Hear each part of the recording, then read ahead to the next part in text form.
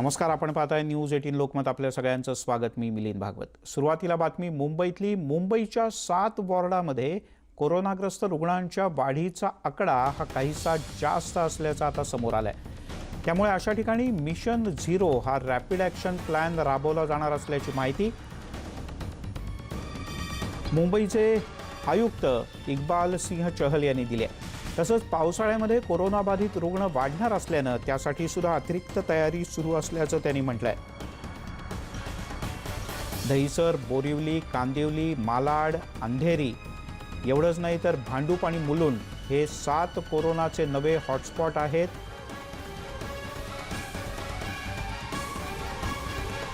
आणि यामुळे याच 7 नव्या हॉटस्पॉटमुळे मुंबईतली चिंता काहीशी वाढणार आहे. आणि यासाठी एक नवीन ॲक्शन प्लॅन तातडीनं लागू करावा या सर्व भागात, असं म्हटलेलं आहे मुंबईच्या आयुक्तांनी.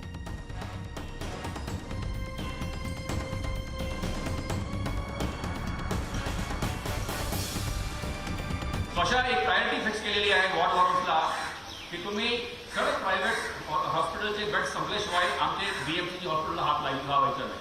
आमचे हॉस्पिटल ज्या पडलं असतं ते वेकेंट गेले हरकत नाही, परंतु डॉक्टरजवळ रेस्ट मिळणार. आणि परंतु प्रायव्हेट हॉस्पिटल जेव्हा आहेत 35 मेजर त्यांच्या बेड रिकामा जाऊ नये, त्यांना काही आर्थिक नुकसान होऊ नये.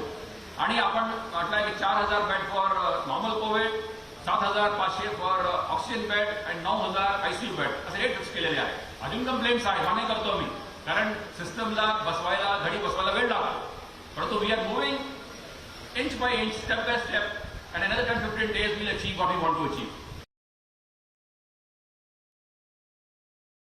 आयडेंटिफाय करण्यात आलेले आहे. त्याच्यामध्ये बोरिवली, कांदिवली, मालाड, दहिसर, त्याचबरोबर मुलुंड ह्या अशा अनेक भाग आयडेंटिफाय करण्यात आले की जिकडे रुग्णवाढीचा दर हा 3% जास्त आहे. आणि म्हणूनच आता या वॉर्डांवर लक्ष ठेवण्यासाठी किंवा या इथून मिशन झिरो नावाचं एक कॅम्पेन लॉन्च करण्यात आलेलं आहे. या अशा पद्धतीनं दारोदारी म्हणजे अशा या मोबाईल व्हॅन जातील, या मोबाईल डिस्पेन्सरीज आहेत ज्या जाऊन लोकांना चेक करतील. प्रत्येक व्हॅनमध्ये एक स्वॅब टेस्ट करणारा व्यक्ती पण असणार आहे. पालिका आयुक्त इक्बाल चहल यांनी खरं तर हिरवा झेंडा दाखवून या उपक्रमाला सुरुवात केलेली आहे. त्यामुळे या 7 वॉर्डात या मोबाईल डिस्पेन्सरी म्हणजे या व्हॅनमधले हे फिरते दवाखाने लोकांना टेस्टिंग करतील. त्यांच्यातनं संशयित पेशंट्स आहेत का हे चेक केलं जाईल. आणि त्याचबरोबर महत्त्वाची गोष्ट म्हणजे इथे याच व्हॅनमध्ये स्वॅब टेस्टिंग पण केली जाणार. आपण बघतो की डिस्पेन्सरीचे म्हणजे फिरत्या दवाखान्यांची ही दृश्य. त्यामुळे मुंबईत नव्यानं 7 हॉटस्पॉट उदयाला आलेत हे नाकारता येत नाही. ही खूप विशेष गोष्ट आहे की आता मिशन झिरो म्हणजे इथून 0 पेशंट्स नवे निर्माण होतील याकडे लक्ष दिलं जाणार आहे.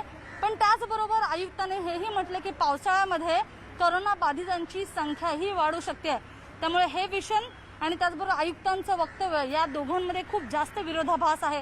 आता बघूया आपण काही दिवसांमध्ये नेमकी या मोबाईल व्हॅनचा खरंच काही फायदा होतो की रुग्णसंख्या वाढते. संदीप, त्यामुळे ही रुग्णसंख्या मर्यादित ठेवण्याकरता नवीन आणि तातडीच्या उपाययोजनांची गरज आहे. तिकडे चीनमधल्या कंपन्यांशी करण्यात आलेले करार जैसे थेच राहतील असं राज्यातले उद्योगमंत्री सुभाष देसाई यांनी म्हटलंय.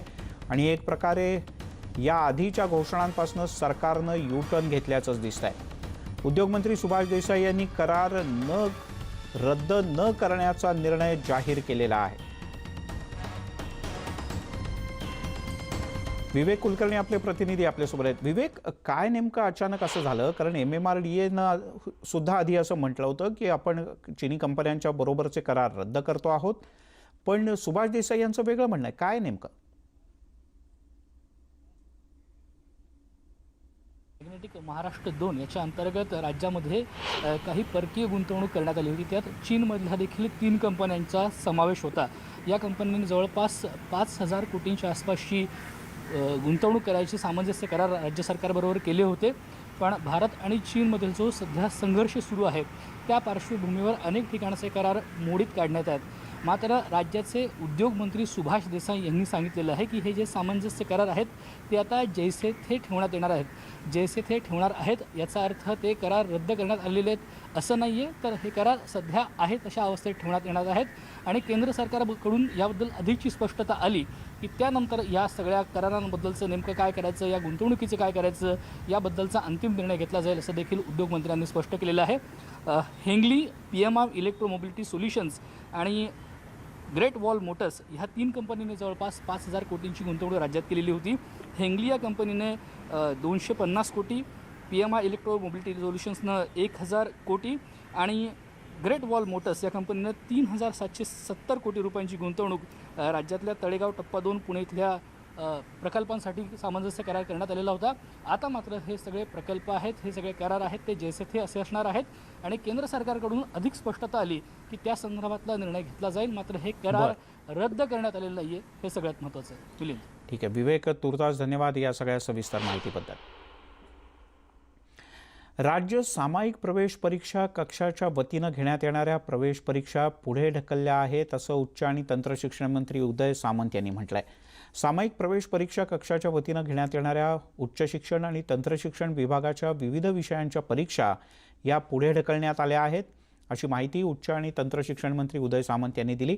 विद्यार्थी आणि पालकांच्याकडून या प्रवेश परीक्षा पुढे ढकलण्याविषयी सातत्यानं मागणी होत होती. विद्यार्थ्यांच्या आरोग्याच्या दृष्टीनं हा निर्णय घेण्यात आल्याचं त्यांनी म्हटलंय. या सर्व परीक्षांच्या तारखा नंतर नव्यानं जाहीर करण्यात येतील असंही सामंत यांनी स्पष्ट केलं. त्यामुळे एक मोठा निर्णय याही क्षेत्रातल्या विद्यार्थ्यांसाठी. उच्च आणि तंत्रशिक्षण विभागाच्या प्रवेश परीक्षा या आता लांबणीवर पडलेल्या आहेत. व्यावसायिक अभ्यासक्रमांच्या परीक्षा. उदय जाधव आपले प्रतिनिधी आपल्यासोबत जोडले गेलेत. उदय, नेमकं या व्यावसायिक अभ्यासक्रमांचं आता काय भवितव्य आहे? मिलिंदजी, आपण पाहिलं की राज्य सरकारने निर्णय घेतलेले आहेत उच्च तंत्र शिक्षण विभागाने. ते निर्णय व्यावसायिक आहेत, खास करून कॅटरिंग असेल किंवा MBAच्या संदर्भातले जे विद्यार्थी असतील त्यांच्या विद्यार्थ्यांचं नेमकं काय करायचं. त्यांचे देखील वर्ष संपत आले, त्यांच्या देखील परीक्षा जवळ आलेल्या आहेत. कोरोनाचा प्रादुर्भाव असल्यामुळे मे महिन्यामध्ये आणि एप्रिलमध्ये ज्या त्यांच्या नियोजित परीक्षा होत्या त्या पुढे ढकलण्यात आल्या होत्या. आता त्या ढकलण्यात आलेल्या परीक्षा तरी घेण्यात याव्यात का, या संदर्भात चर्चा सुरू होती. मात्र उच्च तंत्र शिक्षण मंत्री उदय सामंत यांनी याबद्दल स्पष्ट सांगितले की तुमच्याही परीक्षा आम्हाला घेता येणार नाही आहेत, कारण सध्या मुंबई असेल किंवा महानगर प्रदेश असतील, मुंबई पुणेसारखे, इथे परिस्थिती परीक्षा घ्याव्यात या संदर्भात अजूनही अनुकूल नाही आहेत. कारण एका वर्गामध्ये जर 30-20 विद्यार्थी येत असतील, शिक्षक येत असतील किंवा इतर स्टाफ येत असतील तर निश्चितच कोरोनाचा संसर्गासंदर्भात प्रश्नचिन्ह उपस्थित राहू शकतं. संसर्ग होण्याची शक्यता आहे, आरोग्य विभागाने तसंच कळवलेलं आहे. त्यामुळे विद्यार्थ्यांच्या सुरक्षेच्या दृष्टिकोनातून हा निर्णय घेण्यात आलेला आहे की व्यावसायिक शिक्षण घेणाऱ्या विद्यार्थ्यांच्या देखील परीक्षा रद्द करण्यात याव्यात म्हणून. बरं उदय, तू राहाच आपल्यासोबत. आणखीन एक महत्त्वाची बातमी आहे ती म्हणजे ताडोबा अंधारे व्याघ्र प्रकल्पाजवळील खाण उत्खननाच्या प्रस्तावाला जो प्रस्तावित लिलाव होता त्याला पर्यावरण मंत्री आदित्य ठाकरे यांनी विरोध केला आहे. त्याविषयीचं पत्र त्यांनी केंद्रीय पर्यावरण मंत्री प्रकाश जावडेकर यांनाही लिहिलं आहे. ताडोबा अंधारे व्याघ्र प्रकल्प वन्यजीवांचा अधिवास इथे मोठ्या प्रमाणात आहे.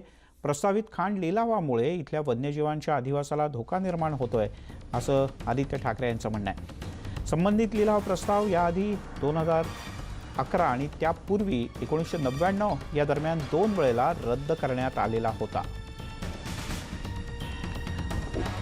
उदय, काय नेमकं आदित्य ठाकरे यांचं म्हणणं आहे आणि कशा प्रकारे कैफियत मांडली त्यांनी केंद्राकडे? मिलिंदजी, राज्याचे पर्यावरण मंत्री आदित्य ठाकरे आहेत तर केंद्रामध्ये पर्यावरण मंत्री प्रकाश जावडेकर जी आहेत. या दोन्ही पर्यावरण मंत्र्यांनी एकमेकांशी चर्चा केली होती. मात्र या चर्चेमध्ये ताडोबा अंधारी इथे जो प्रस्तावित खाण संदर्भात उत्खननासंदर्भात जो लिलाव होणार होता तो रद्द करण्यात यावा अशी मागणी राज्याचे पर्यावरण मंत्री आदित्य ठाकरे यांनी केंद्रीय पर्यावरण मंत्र्यांकडे केलेली आहे. त्यानुसार हा प्रस्ताव जो आहे तो इथे महाराष्ट्रात आणू नये. महाराष्ट्रातला जो ताडोबा अंधारी व्याघ्र प्रकल्प आहे हा अतिशय वन्यजीवांसाठी अतिसंवेदनशील असा आहे. नैसर्गिक अधिवास आहे आणि नैसर्गिक अधिवासामध्ये या वन्यजीवांच्या अधिवासामध्ये अशा प्रकारे खाण उत्खनन करणं हे चुकीचं आहे. 2011 साली तेव्हाचे केंद्रीय पर्यावरण मंत्री जयराम रमेश यांनी देखील या संदर्भात रद्द करण्याचे आदेश दिले होते. त्यांनी या संदर्भात स्वतंत्र असं निरीक्षण जे आहे ते करण्यात आलं होतं. सर्वेक्षण करूनच त्यांनी हा निर्णय घेतला गेला होता. त्यामुळे अशा प्रकारचं नैसर्गिक अधिवास असलेल्या वन्यजीवांच्या अतिसंवेदनशील क्षेत्रामध्ये कुठल्याही प्रकारचं खाण उत्खनन होऊ नये अशी पर्यावरण मंत्र्यांची मागणी आहे. तसं पत्र त्यांनी आता केंद्रीय पर्यावरण मंत्र्यांना दिलेलं आहे. आता केंद्रीय पर्यावरण मंत्री प्रकाश जावडेकर यावरती काय निर्णय घेतात हे आता पाहावं लागेल. उदय तुर्तास, धन्यवाद या माहितीबद्दल. राज्यातील MD आणि MS या पदव्युत्तर शिक्षण घेणाऱ्या विद्यार्थ्यांच्या समस्या लक्षात घेऊन मनसेचे नेते अमित ठाकरे यांनी राज्यपाल भगतसिंग कोश्यारी यांची नुकतीच भेट घेतली. हे विद्यार्थी सध्या कोरोनाच्या उपचारांसाठी शासकीय वैद्यकीय रुग्णालयांमध्ये सेवेत आहेत. असं असताना त्यांना अभ्यासासाठी वेळ मिळालेला नाही. अशा परिस्थितीत त्यांना परीक्षेसाठी काहीसा वेळ मिळावा अशी मागणी अमित ठाकरे यांनी राज्यपालांकडे केली आहे.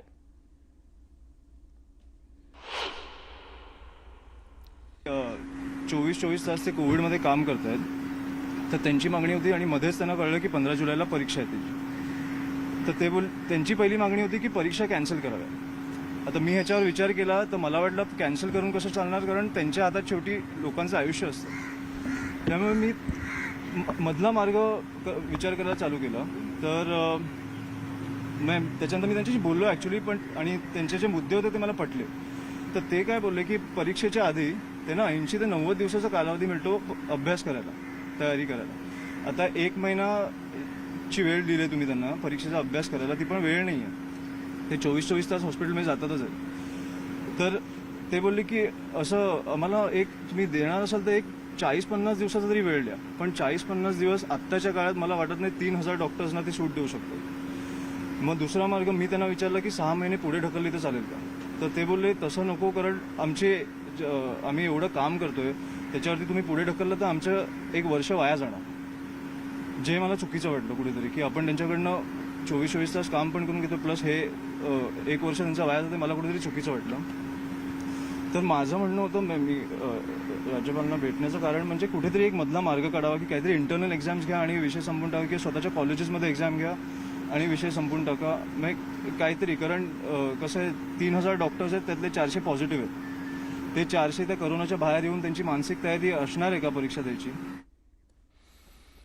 तिकडे शिवाजी पार्कमध्ये अंत्यसंस्कारासाठी मोठ्या प्रमाणात मृतदेह आणले जातात आणि त्याच्याच निषेधार्थ आज स्थानिकांनी आंदोलन केलं. या आंदोलनाला मनसेनं सुद्धा पाठिंबा दर्शवला होता.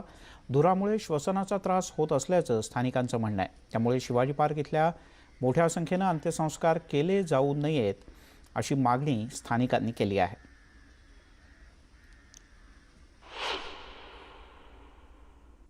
शिवाजी पार्क स्मशानभूमी आहे आणि हे पाठी सगळे उभे आहेत, आंदोलन करते. हे स्थानिक रहिवासी आहेत. ते करोनाची लागण झाल्यापासून, गेले लॉकडाऊन चालू झाल्यापासून गेले 3 महिने इथे सातत्याने रोज 20, 25, 30 बॉडीज अंत्यविधीसाठी आणल्या जातात. आणि त्यातून जे वरचं जे धुरांड जे काही धूर ओकतं आणि त्यातून इकडे जे काही प्रदूषण निर्माण झाले, त्यामुळे स्थानिकांना त्याचा त्रास होतोय, श्वसनाचा त्रास होतोय, त्वचा रोगाचा त्रास होतोय. आणि ह्या सगळ्या गोष्टी स्थानिकांनी आमच्यामार्फत महानगरपालिका प्रशासनाला वारंवार निदर्शनात आणून दिल्या की इथे जास्त प्रमाणात बॉडीज जाळल्या जात आहेत, त्याचं प्रमाण कमी व्हायला हवं. आता मान्य आहे मला की करोनाचे रुग्ण वाढत आहेत आणि त्याच्यामध्ये मृत पावलेली लोकही जास्त आहेत, परंतु दादर माहीम विभागाची ही स्मशानभूमी आहे. मुंबईमध्ये 47 महानगरपालिकेच्या स्मशानभूमी आहेत, 23 प्रायव्हेट स्मशानभूमी आहेत. इतक्या स्मशानभूमी असताना देखील शिवाजी पार्क हे मध्यवर्ती ठिकाण असल्यामुळे, दादर मध्यवर्ती ठिकाण असल्यामुळे मॅक्झिमम बॉडीज ह्या इथेच पाठवल्या जातात, ज्या आमच्या विभागातल्या नसतात. ही लिस्ट आहे माझ्याकडे 17 मार्चपासून मे एंडिंगपर्यंतची आहे. ह्याच्यामध्ये शोधावं लागतं, दादर माहीमच्या लोकांची नावं शोधावी लागतात. अंधेरी, नालासोपारा, विरार, नको ते ग्रँड रोड, जोगेश्वरी, पुन्हा चुनाभट्टी, म्हणजे बरीच बँड्रा, म्हणजे तिकडे काय स्मशानभूमी नाही आहेत का, गिरगाव, गोरेगाव, इकडच्या बॉडीज इकडे येतात. त्याचं कारण सुद्धा आम्ही माहिती करून घेतलं की बऱ्याचशा स्मशानभूमीमध्ये तिकडच्या ज्या इलेक्ट्रिकल ज्या भट्टी आहेत ह्या चालूच केल्या नाही, चालू करत नाही. आणि प्रशासनाच्या निदर्शनात आम्ही आणून दिलं. जर ती चालू केली तर ती पूर्ण ऍक्टिव्ह व्हायला किंवा रेडी व्हायला 4 तास लागतात. त्यामुळे 4 तास तिथे थांबावं लागतं. ही त्यांची एक तिकडच्या कर्मचाऱ्यांची एक चालबाजपणा म्हणतात ना, त्यातला प्रकार आहे.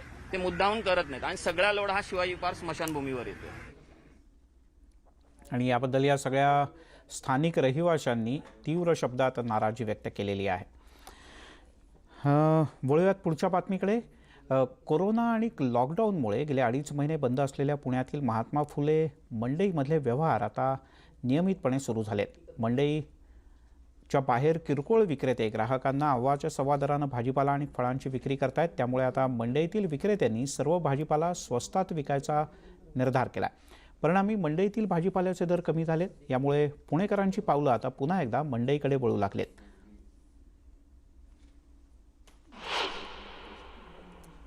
अनलॉक 1 किंवा बिगिन अगेन नंतर पुण्यामधली 2.5-3 महिने बंद असलेली महात्मा फुले मंडई पुन्हा एकदा सुरू झालेली आहे. सुरू होऊन आता जवळपास 15-20 दिवस झालेले आहेत आणि एक प्रकारे आता बरकत जी आहे ती यायला लागलेली आहे.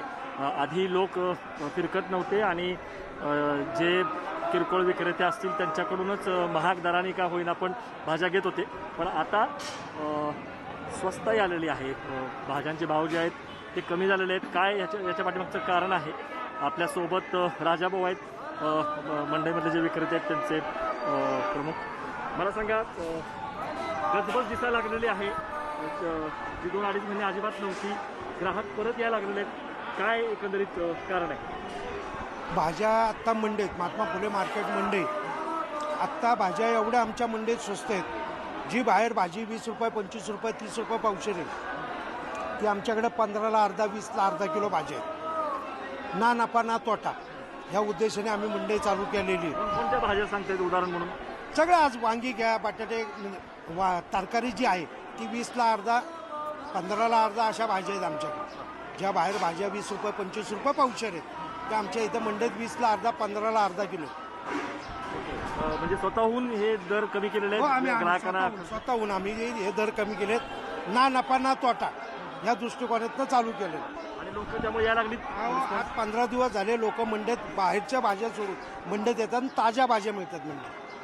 बरोबर. आणि हा ट्रेंड जो आहे तो कधीपर्यंत सुरू राहील? कारण जनरली पावसाळ्यामध्ये तोपर्यंत जवळ करू नये तोपर्यंत. आजच तुम्हाला आत्ता दाखवलं उदाहरण, जे 250-300 रुपये किलोचे बेदाणे आहेत ते आपल्याकडे 140 रुपये किलो आहेत.